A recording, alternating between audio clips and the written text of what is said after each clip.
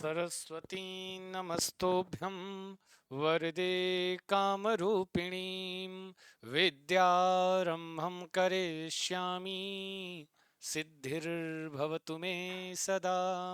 नमस्कार, आप सभी का, सारे विद्यार्थियों का स्वागत है आपके अपने ऐप पर। मेरे प्यारे विद्यार्थियों, जैसा कि आप लोग अभी तक हम लोग संधियों पर चर्चा कर रहे थे और मां शारदे का आशीर्वाद हो, मां शारदे की कृपा हो। विद्यारंभम करिष्यामि सिद्धिर्भवतु मे सदा।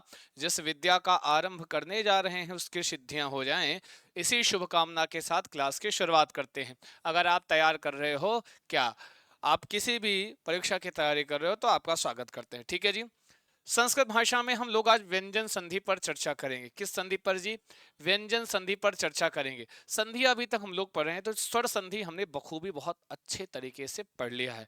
उसमें हमने 8 संधियां पढ़ी हैं। मुख्य प्रकार 5 होते हैं, लेकिन हम लोग उसमें कितनी संधियां, तो हमने 8 संधियां, जो आपको उपभेद कह लो या कुछ, हाँ, उपभेद कह सकते हैं, ऐसा हमने कुल मिला के 8 संधियां हम लोगों ने पढ़ी हैं, जानी हैं, समझी हैं। बात समझ रहे होंगे आप लोग, कोई दिक्कत तो नहीं है। व्यंजन संधि की बात करते हैं। ठीक है, पहले तो व्यंजन संधि होती क्या है, व्यंजन संधि कहते किसे हैं? तो व्यंजन के बाद स्वर या व्यंजन आने पर जो विकार होता है उसे व्यंजन, चूंकि नाम क्या है भाई, व्यंजन संधि, इसी को हम हल संधि कहते हैं। हल पूछ लेगा व्यंजन संधि का अपर नाम क्या है, दूसरा नाम क्या है, तो कहोगे हल संधि है। कौन सी संधि? हल संधि या व्यंजन संधि। व्यंजन के बाद क्या है? स्वर या व्यंजन आए। व्यंजन के बाद या तो स्वर आए, व्यंजन के बाद, क्यों जी, व्यंजन के बाद या तो स्वर आए या फिर व्यंजन आए। ठीक है जी, हम ऐसा कह सकते हैं। बोलो हाँ कि ना जी। व्यंजन के बाद या तो स्वर आ जाए और या फिर व्यंजन आ जाए। अगर ऐसा कहीं रूल बन रहा है, तो समझ लो वहां पर कौन सी संधि है? व्यंजन संधि। इसमें मेल किसका होगा? व्यंजन का मेल होगा स्वर से या फिर व्यंजन से होगा। बात समझ पा रहे हैं हमारी आप लोग? कोई दिक्कत, कोनो समस्या तो नहीं है? चलते रहो, बढ़ते रहो, पढ़ते भी रहो। ठीक है। अब यहां पर जैसे लिखा है वाक धन ईशः, क्या लिखा हुआ है? वाक धन ईशः। क्या लिखा? वाक धन ईशः। तो ये क्या बन जाता है? ये बन जाता है वागीशः। ये क्या बन जाता है? वागीशः। यहां पे का है, यहां पे ई है। तो का क्या है? व्यंजन का किससे मेल हो रहा है? स्वर से हो रहा है। इसलिए यहां पर क्या हो जाएगी? व्यंजन संधि हो जाएगी। ठीक है, इसलिए यहां पर क्या हो जाएगी? इसलिए यहां पर आपकी व्यंजन संधि हो जाएगी। आई बात गई समझ में? समझ गए ना जी? जैसे हम बात करते हैं सत धन चित, यहां क्या बन गया जी? सचित। अब यहां पर आप देखोगे जो व्यंजन है, व्यंजन का मेल किससे हो रहा है? व्यंजन ध्वनि से हो रहा है। इसलिए यहां पर कौन सी संधि? अब वाक धन ईसा में कौन सी संधि? स्वर व्यंजन विसर्ग, तो व्यंजन संधि। ठीक है, ऐसा सचिन सतधन चित में क्या होगा? सचित बन जाएगा। आई बात गई समझ में? समझे कि नहीं समझे, है ना जी? चलते रहो, पढ़ते रहो, पढ़ते रहो मेरे प्यारे प्यारे विद्यार्थियों। अस्तु, फिर थोड़ा सा और आगे बढ़ते हैं। अगर हम देखते हैं, अब व्यंजन संधि में जो पहली संधि हम लोग पढ़ने वाले हैं, जो व्यंजन संधि में हम लोग पहली संधि पढ़ने वाले हैं, वो कौन सी होती है? वो पहली संधि का नाम है स्चुत्वा संधि। कौन सी संधि? स्चुत्वा संधि नाम बच्चा है इसका। क्या नाम जी? स्चुत्वा संधि नाम है। स्तु, कोनो दिक्कत, कोनो परेशानी नहीं होनी चाहिए। पहले इस संधि को हम पढ़ाएं, बताएं, उसके पहले इसके बारे में थोड़ी सी चीज जान लो। ठीक है, इसके बारे में थोड़ी सी चीज आप जान ले। ठीक है, तो यहां पर हम लोग स्चुत्व संधि के विषय में चर्चा करेंगे। किस संधि के विषय में? स्चुत्व संधि के विषय में हम लोग चर्चा यहां पर करेंगे। स्चुत्व संधि, याद रखना, जो संधि का नाम होता है वही आदेश होता है। जैसे स्चुत्व लिखा है, तो यहाँ पे क्या आदेश होगा? स्चुत्व आदेश हो जाता है। क्या आदेश हो जाता है जी? स्चुत्व आदेश हो जाता है मेरे प्यारे प्यारे विद्यार्थियों। बात समझ रहे हैं कि नहीं समझ रहे हैं आप लोग? ठीक है, बस एक सेकंड, थोड़ा सा आप एक सेकंड रुक जाइएगा बस। Wait a second, okay?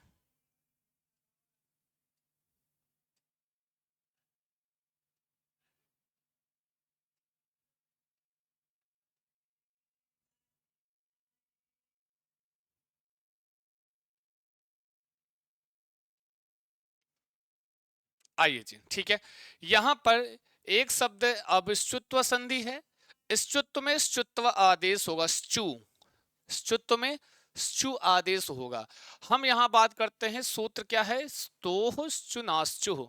पढ़ो आप लोग, आप भी बोलेंगे हमारे साथ, बोलो स्तोह श्चुनाश्चुः। अरे कमेंट करो, बताओ सभी लोग, जल्दी बताओ जो भी हमारे विद्यार्थी हैं। स्तोह श्चुनाश्चुः, अरे बोलो बोलो, स्तोह श्चुनाश्चुः।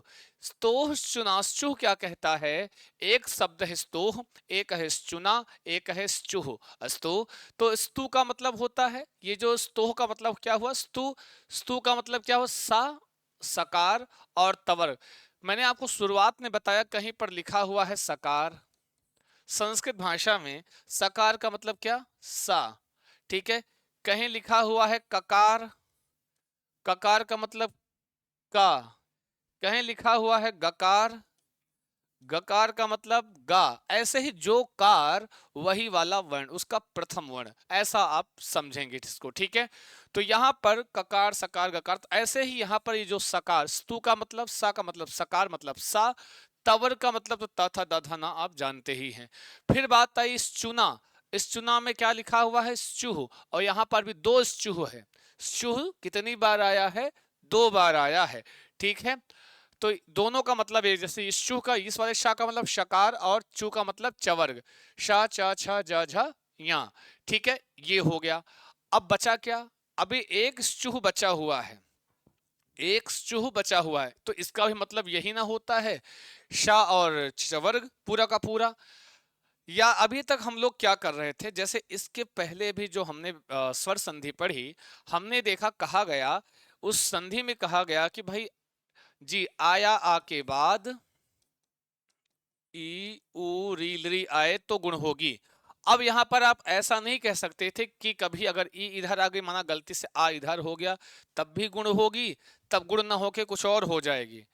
तो ये रूल था कि पूर्व वर्ण में यही वर्ण आना चाहिए और परवर्ण में वही वर्ण, यही वर्ण आना चाहिए। लेकिन इस संधि में, श्चुत्व संधि में ऐसा नहीं है। जैसे आप पढ़ते हो 7+3 = 10, पढ़ते हैं। अब चाहो तो 7+3 = 10 कर लो, या यूं कह लो 3+7 बराबर, इनका योग करोगे तो 10 आ जाएगा। बात वही हुई, कुल वही थीम यहां पर होगी। पूर्वण और जो परवण हम लोग करते हैं, ये बिल्कुल आवश्यक नहीं है कि एक तरफ ये वाला वर्ण है, एक तरफ ये वाला आ जाए, ठीक है। हमको करना क्या है, ध्यान दीजिए। इसमें हम लोग जो पढ़ेंगे, ध्यान दें, सूत्र में सकार के बाद शकार आए ऐसा नहीं कहा गया है। मतलब ऐसा नहीं कहा गया कि पूर्व वर्ण में सकार और एक तरफ सकार तवर का वर्ण है और दूसरी तरफ शकार या चवर का वर्ण है, ऐसा नहीं कहा गया है ना जी। अगर ऐसा कहा जाता तो ये फिक्स हो जाता कि प्लस के पहले सकार और तवर का वर्ण ही होना चाहिए। हाँ, अपितु योग होने पर कहा गया। योग होने का मतलब जोड़ने पर, मतलब योग का मतलब, अब चाहे सकार तवर्ग प्लस के बाद हो, चाहे प्लस के पहले हो, बस ये हो रहा हो कि योग हो रहा हो, एक तरफ इसमें का वर्ण हो, एक तरफ इसमें का वर्ण हो, बस इतने से मतलब है। ये नहीं मतलब है कि नहीं नहीं प्लस के पहले ये वाला हो, प्लस के बाद ये वाला हो, ऐसा नहीं कहा गया। ऐसा कहा गया कि बस इतना से मतलब है श्चुत्व संधि में, कि एक तरफ यहां का वर्ण मिल जाए, एक तरफ यहां का वर्ण मिल जाए, तो वहां पे हम श्चुत्व संधि मान लेंगे, श्चुत्व संधि हम कर लेते हैं। बात समझ रहे हैं ना जी, कोई दिक्कत तो नहीं है, समझ में आ रहा है जी, समझ में आ रहा है। एक सेकंड रुकिएगा।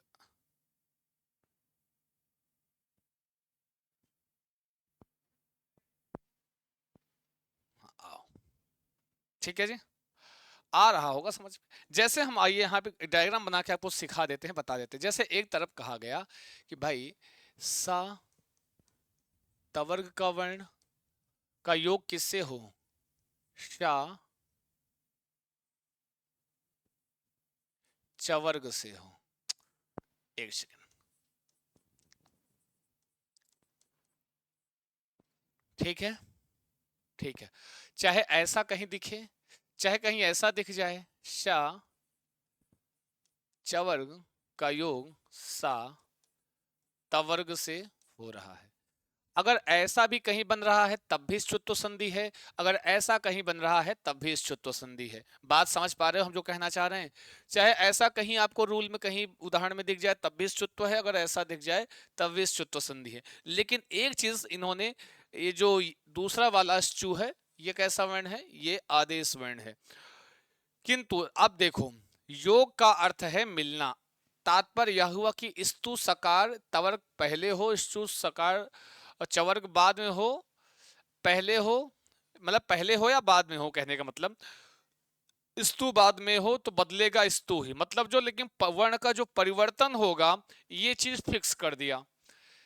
सात तवर्ग इधर हो उधर हो उससे नहीं मतलब है, स्तुत्व संधि होगी। लेकिन परिवर्तन कहां पर करोगे? कहेंगे सर अब इसमें परिवर्तन सात चवर्ग में चेंज होगा या सात तवर्ग में चेंज होगा? आदेश वर्ण क्या है? शु। आदेश वर्ण में भी यही हमारा होगा, शा और चवर्ग। अब ये कहां पर किसके स्थान पर आएगा? याद रहे हमेशा अभिसा तवर्ग शाह चवर्ग चाहे जिधर हो, लेकिन जिस परिवर्तन हमेशा उधर होगा जिस तरफ सा और तवर्ग का वर्ण होगा। जिस तरफ सा तवर्ग का वर्ण होगा परिवर्तन उधर ही होगा। अब जैसे यहां पर सा तवर्ग अगर प्लस के पहले आया तो प्लस के बाद में हम चेंज नहीं करेंगे। प्लस के पहले, प्लस के पहले क्या चेंज होगा? सा इसमें चेंज हो जाता है, तवर्ग के स्थान पर उसी वर्ग का चवर्ग आदेश हो जाता है। ठीक है, अब इधर क्या? अब देखो सा चवर्ग इधर आ गया तो परिवर्तन कहां होगा? सा तवर्ग में। तो इधर सा के स्थान पर हम यूं कर देंगे, तवर्ग के स्थान पे चवर्ग कर देंगे। बात तो समझ पा रहे होंगे? ठीक है, परिवर्तन कैसे होगा ये आप देख लो। कहां पर होगा? हमेशा चाहे शात वर्ग इधर आए या उधर आए उससे हमको नहीं मतलब है, बस योग होना चाहिए कि एक तरफ शात चवर्ग का वर्ण हो, एक तरफ सात तवर्ग का वर्ण हो। लेकिन परिवर्तन जब हम करेंगे वर्ण का परिवर्तन शकार और शा और चवर्ग में, तो जिस तरफ सा तवर्ग का वर्ण होगा परिवर्तन उसी तरफ करेंगे, चाहे पूर्वर्ण में होगा चाहे परवर्ण में होगा। बात समझ पा रहे हैं जी? और कैसे परिवर्तन होता है? जैसे अब कहेंगे, जैसे अब यहाँ पे आ गया भाई दा आ गया, ता था दा, दा आया है। अब दा के स्थान पे हम चा कर देंगे? नहीं कर सकते। दा तीसरा वर्ण, ता था दा, तवर का तीसरा वर्ण, तो चवर का तीसरा वर्ण करोगे ना, चा छा जा। वैसे यहां पर देखो सा किस में चेंज होगा? हमेशा तालव्य शा में। ठीक है, और ता किस में चेंज होगा? चा में होगा। था छा में, दा जा में, और धा झा में। ना के स्थान पर यहां हो जाता है। ये परिवर्तन का तरीका है, ये परिवर्तन का तरीका और सलीका है। बात समझ गए होंगे? हम आपको एक एग्जाम्पल देना चाहते हैं, हम आपको एक उदाहरण देना चाहते हैं। जैसे लिखा है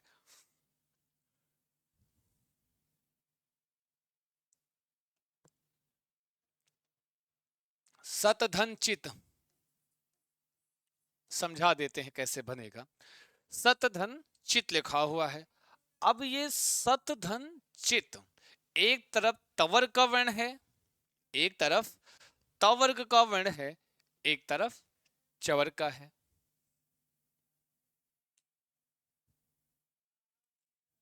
एक सेकंड रुकिएगा आप लोग। ठीक है जी, तो यहां पर आप लोग देखोगे मेल परिवर्तन सा और तवर्ग में ही हो रहा है। हमें जैसे सतधन जो मैंने आपको एग्जांपल दिया, यहां पर आप देख पाओगे कि यहां पे प्लस के पहले ता है, बाद में चा का चवर का एक तरफ। अब चाहे पहले होता चाहे बाद में होता उससे हमको मतलब नहीं। क्यों? क्योंकि आपने शुरुआत में ही पढ़ लिया तो हो चुनाश्चु से कि एक तरफ सा तवर का वर्ण हो, एक तरफ सा चवर का वर्ण, बस इनका योग हो, है ना जी, ऐसा कहा गया है। अब यहाँ पे ता, एक तरफ ता और चा का योग हो रहा है, तो परिवर्तन हमको कहां पर करना होगा? तो परिवर्तन आपको कहा गया है कभी भी तालव्य शा और चवर्ग में परिवर्तन नहीं करोगे। हमेशा परिवर्तन सा और तवर्ग में करोगे, वो चाहे पूर्वर्ण में आया होगा चाहे वह परवर्ण में आया होगा।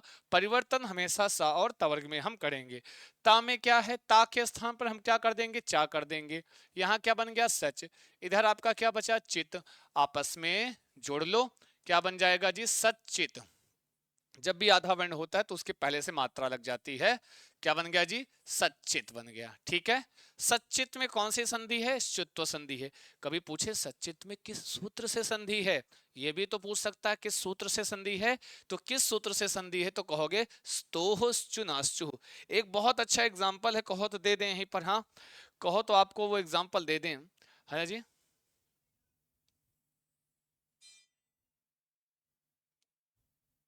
जी, याच धन ना, याच धन ना। अब यहां पर देखो, याच धन ना, परिवर्तन, एक तरफ चा, एक तरफ ना, मतलब एक तरफ तवर्ग का वर्ण है, एक तरफ चवर्ग का वर्ण है। एक तरफ आपका तवर्ग का वर्ण है और एक तरफ आपका चवर्ग का वर्ण है। तो क्या करेंगे हम लोग? परिवर्तन हमेशा हम तवर्ग वाले में करते हैं, चवर्ग में कोई छेड़खानी नहीं करते हैं।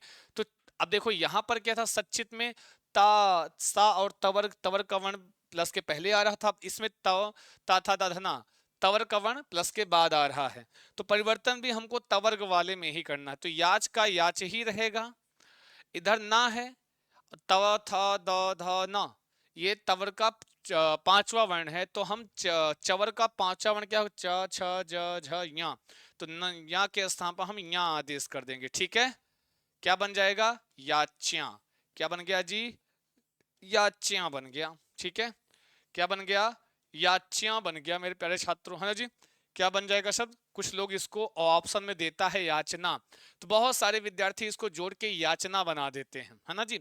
बहुत सारे हमारे विद्यार्थी जोड़ के इसको क्या बना देते हैं, बहुत सारे छात्र इसको जोड़कर याचना बना देते हैं। लेकिन ये जो सही शब्द है इसका क्या बनता है? याच्या शब्द बनता है। जानते रहना, समझते रहना, पहचानते रहना। ठीक है। सद्धनचित सच्चित याच धन्ना याच्या बन गया। कोनो दिक्कत, कोनो परेशानी नहीं होनी चाहिए। अच्छा, इसके और भी बहुत सारे उदाहरण हैं, है ना जी। हालांकि उदाहरण एक समझो, उसी से सारा घटित कर लिया करो तुम लोग। ठीक है। लेकिन ठीक है, हम आपको और भी एक दो उदाहरण दे देते हैं। ठीक है जी। जैसे कहते हैं दुष्धन चरित्र। क्या कहते हैं? दुष्धन चरित्र। अब दुष्धन चरित्र है। अब बताओ, भूल जाओ, अब इतने में बताओ कि कौन सी संधि है। पहले तो देखोगे, कैसे पहचानोगे कौन सी संधि यहां पर करे। तो यहां पर पहचानते हुए आप कहोगे दुष्धन चरित्र, मतलब दुस सा, एक तरफ सा है, दंत्य सा, एक तरफ चा, चवर का वर्ण है। और जब सा और चवर का योग होता है, मेल नहीं का, जब आपस में योग होता है कहीं पर भी, तो वहां पे च्युत्व संधि जानते हैं।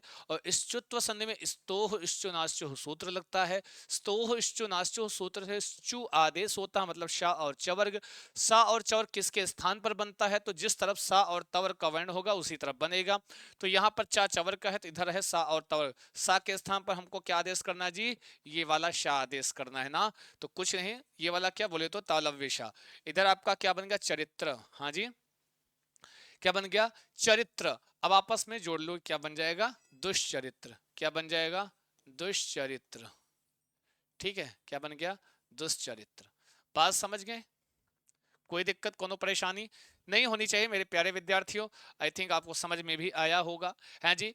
ये आपकी स्तुत्वा संधि है। ठीक है। ऐसे एक कस दिन का कश्चित बनता है। ठीक है। कस धनचित, उद्धन चारणम, उद्धन ज्वला। ठीक है जी।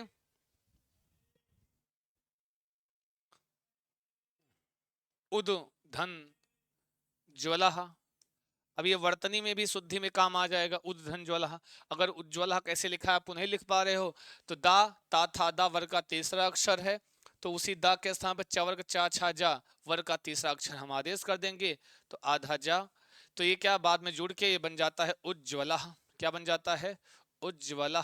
यही तो, यही बन जाता है उज्ज्वला। अस्तु, बात समझ में आया मेरे प्यारे विद्यार्थियों? ठीक है। उत धन चारणम, उत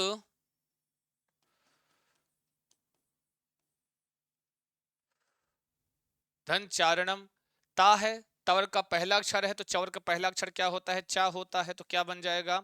उच्चारणम। उच्चारणम बन जाएगा। ठीक है। कोनो समस्या? नहीं होनी चाहिए। हमें लगता है आपको समझ में आ गई होगी ये संधि। ठीक है जी। इसके बाद हम लोग जो प्रारंभ करने वाले हैं मेरे प्यारे विद्यार्थियों, इसकी दूसरी संधि है ष्टुत्व संधि। कौन सी? ष्टुत्व संधि। ष्टुत्व संधि। ष्टुत्व संधि, जैसे ष्टुत्व था वैसे ही ष्टुत्व संधि है, तरीका वही है। हो सकता है कुछ रूल चेंज हो, कुछ नियम अलग हो, बस अंतर इतना हो सकता है। बात समझ रहे हैं कि नहीं आप लोग?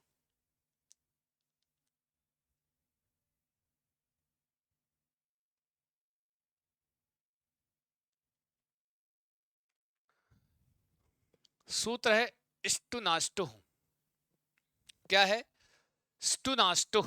बोलो सब लोग। ष्टुत्व संधि स्टुनाष्टु। सूत्र का नाम है स्टुनाष्टु। क्या नाम जी? स्टुनाष्टु। और एक बार बोलो, स्टुनाष्टु। स्टुनाष्टुहु। ये स्टुना शब्द है, स्टुहु शब्द है। इसका मतलब क्या होगा? स्तु का मतलब होता है सकार और तवर्ग के स्थान पर स्टु शकार या टवर्ग होता है स्टु के योग में। लेकिन यहाँ पर अभी देखो, स्तु या सकार और तवर्ग इस सूत्र में कहीं नहीं लिखा है, कहीं लिखा है। अब स्टुनाष्टु में क्या क्या मिल रहा है? एक शब्द है स्टुना और एक है स्टुह। स्टुना का मतलब होता है सा टवर्ग, और स्टूह का भी मतलब यही होता है शा और टवर्ग। चलो कोई बात नहीं, एक तो चला जाएगा सा टवर्ग संधि बनाने में, और एक शा और टवर्ग आदेश होने में, जो नया वर्ण बनता है उसमें चला जाएगा। लेकिन अब इस सा और टवर्ग के साथ हम कुछ मिलने वाला भी तो होना चाहिए, अब वो इस सूत्र में नहीं लिखा है। हमने आपको बताया है, हमने आपको पढ़ाया है, हमने आपको सिखाया है पिछली संधियों में कि जब कभी सूत्र पूरा करने के लिए पूर्ववर्ण या परवर्ण न हो तो हम लोग क्या करते हैं, उसके पहले जो संधि पढ़े हैं वहां से हम कुछ उधार लेते हैं व्यवहारिक भाषा में, और हम वैसे नियमतः व्याकरण की भाषा में कहें तो वहां से अपने सूत्र की पूर्ति के लिए हम क्या करेंगे, अनुवृत्ति लेंगे। जैसे स्तु और सकार, इसके पहले जस्ट आपने च्युत्व संधि पढ़ी तो वहां पे स्तु और सकार तवर की बात की गई थी ना, सकार और तवर की। तो वहीं से पिछली जो संधि है च्युत्व संधि से कोई पूछे ये स्तु सकार आया कहां से, तो इश्चोह स्तोह इश्चुनाश्चु से हम सकार और तवर की अनुवृत्ति इष्टुनाष्टु में लिए हैं। ठीक है जी, वहां से लाए हैं सूत्र पूरा करने के लिए, संधि पूरा करने के लिए। ठीक है जी, वही चीज अब इसका भी योग कैसे होगा? सेम वही, मतलब थीम वही है, वर्ण चेंज है। थीम वही है, वर्ण चेंज है। हम बात करें अगर, चाहे सा टवर्ग का योग सा तवर्ग से हो, या यूं कह लो सा तवर्ग का योग शा, माफ कीजिएगा, शा टवर्ग से हो। परिवर्तन कहां करोगे? लेकिन परिवर्तन कहां पे होगा? परिवर्तन हमेशा इस वाली प्लेस पे होगा, सा तवर्ग में ही चेंज होगा। हमेशा परिवर्तन कहां होगा? सा तवर्ग में होगा। एक सेकेंड मेरे प्यारे प्यारे विद्यार्थियों। ठीक है, तो कोई बात नहीं, ये पे अब परिवर्तन बस जहां हो रहा है वो उसको ध्यान में आपको रखना है। परिवर्तन कैसा होगा? सा है तो जैसे च्युत्व संधि में तालव्य सा होता, यहाँ पे मूर्धन्य सा हो जाएगा। वहां चवर्ग होता था, यहाँ पे तवर के स्थान पे टवर्ग आदेश हो जाएगा। अंतर बस इतना सा है। ठीक है, बाकी जो तरीका है, सलीका है, वो एक जैसे आपको दिख रहा होगा, एक जैसे आपको समझ में आ रहा होगा। ठीक है, मैं ये कोई अलग अलग रूल नहीं है, मतलब मैं दो तरीके से बता रहा हूं कि ये वाला पार्ट इधर हो या वो वाला पार्ट उधर हो, तो आप क्या समझोगे उस प्लेस पे, उस स्थान पर। ठीक है, आगे अगर हम और बढ़ते हैं तो यहां पर आप तो समझ गए हैं कि चाहे एक तरफ शा टवर का वर्ण हो, एक तरफ सा तवर का वर्ण हो, वही चीज यहां पर बता दिया गया, स्तु सकार तवर, स्टू शकार टवर्ग, अर्थात सकार और तवर्ग के पहले या बाद में लिखा है, सा और तवर्ग के चाहे पहले या फिर बाद में शकार या टवर्ग का योग होने पर सा को शा और तवर्ग को टवर्ग हो जाता है। ठीक है, वही जो मैंने आपको बताया, वही जो मैंने आपको सिखाया, वही चीज आपको हम यहाँ पे इलोबरेट करके भी आप जान सकते हैं, सीख सकते हैं, पहचान सकते हैं। अगर हम बात करते हैं इसके एग्जाम्पल की, अगर हम इसकी चर्चा करते हैं इसके एग्जाम्पल की अगर हम बात करते हैं, उदाहरण की बात करते हैं, जैसे अगर हम यहां पर बात करें तो जैसे एक शब्द है उद धन डयनम, उद्धन डयनम। अब यहां पर एक चीज जरा देखेंगे, आप खुद समझ में आएगा कि प्लस के पहले ता था दा, तवर्ग का वर्ण है। किस वर्ग का वर्ण आया है? तो तवर्ग का तीसरा अक्षर आया है, दा आया है। तीसरा अक्षर क्या आया? दा आया है। दा के स्थान पे क्या कर देंगे जी? हम डा कर देंगे। तो परिवर्तन क्या करेंगे? टवर के स्थान पे टवर्ग करते हैं। अब टवर का तीसरा वर्ण है तो वहां पर हम टवर का तीसरा वर्ण कर देंगे, तो टा ठा डा। ठीक है, यहां पे क्या? उड। इधर डयनम, इधर कोई चेंज नहीं होना है, इसको ऐसे उतार लेना है। ठीक है, बात समझ रहे हैं? आपस में जोड़ लो, क्या बन जाएगा? उड्डयनम। क्या बन जाएगा जी? उड्डयनम। बात समझ गए? तत धन टीका क्या कहते हैं? कहते हैं हम लोग तत धन टीका। क्या कहते हैं? जैसे एक और हम देख लेते हैं एग्जाम्पल।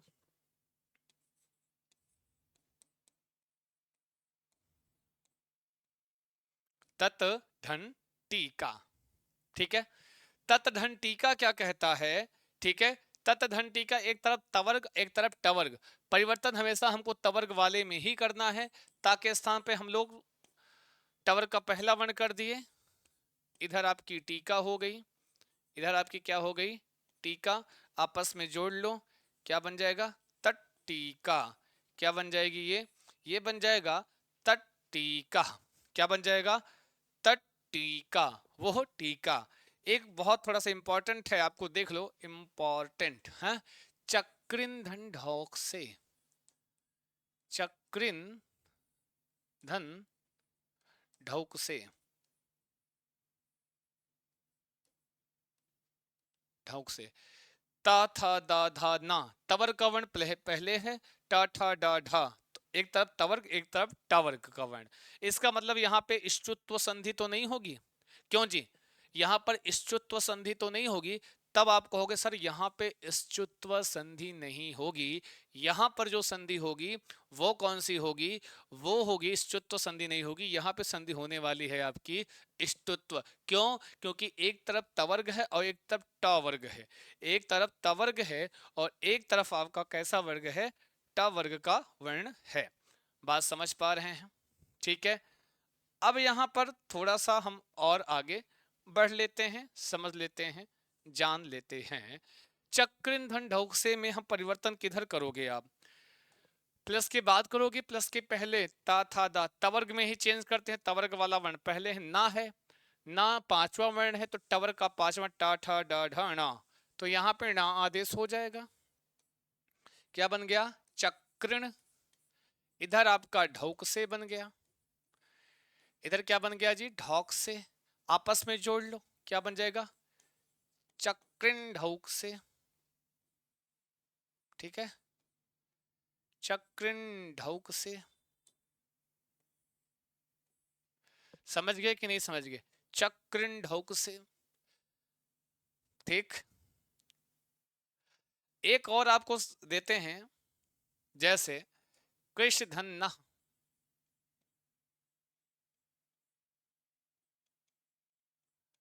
परिवर्तन कहां करोगे? प्लस के पहले या बाद में? तो जिधर भी तवर का वर्ण आया होगा परिवर्तन तो वही करोगे। तो परिवर्तन तो उधर ही ना करोगे आप लोग, उधर ही करोगे परिवर्तन। तो परिवर्तन प्लस के बाद तवर का वर्ण प्लस के बाद में आया है ना, ता था दा धा ना, तो वहीं पे टा ठा डा ढा ना। हाँ, टवर का पांचवा अक्षर ना आदेश हो गया। पूरा ना कर लो, आ बाहर मत निकालो। ठीक है, ना में आ है ना, तो ये क्या बन गया? कृष्ण। ऐसे विष्णु, विषधनु, विष्णु।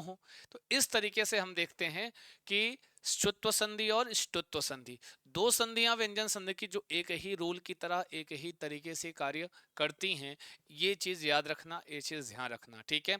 इन दोनों संधियों में योग होता है, ना कि ये कहा गया कि इसके बाद ये आए या इसके बाद ये आए। ऐसा आपको बिल्कुल नहीं कहा गया है कि इस वर्ण के बाद ये वाला वर्ण आ जाए, इस वर्ण के बाद ये वाला वर्ण आ जाए, ऐसा यहाँ पर बिल्कुल भी नहीं कहा गया है।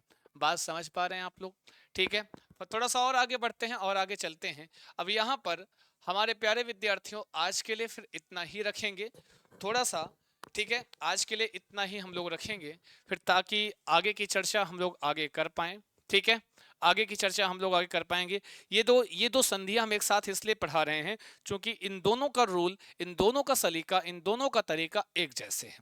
इन दोनों का जो सलीका है वो एक जैसे है, इसलिए हम इन दो संधियों को, और हम चाहें तो आपको यहाँ पर और भी संधि ऐड करके, लेकिन हमें लगता है एक तरीके की संधि है तो इसको एक साथ, चूंकि एक तरीके, इसके बाद फिर से हम स्टार्ट करेंगे जो दूसरी संधि है उसको भी हम आपको बताएंगे, ठीक है। तो ये दोनों संधियां एक जैसे हैं, एक रूल पे, एक रूल इन द सेंस एक थीम पर काम करती हैं। सॉरी सॉरी सॉरी, एक सेकेंड थोड़ा सा। हाँ, बाकी जो हम लोग देखेंगे, समझेंगे, जानेंगे, वहां पर आप लोग इस तरीके का रूल नहीं पाओगे। ये दो संधियां जहां पर कहा जाता है कि जिनका योग होता है, चाहे इधर प्लस के इधर आए चाहे उधर, बाकी हर संधियों में आपको जानना पड़ेगा कि प्लस के पहले क्या आए और प्लस के बाद क्या आना चाहिए, ये निश्चित होता है, ठीक है।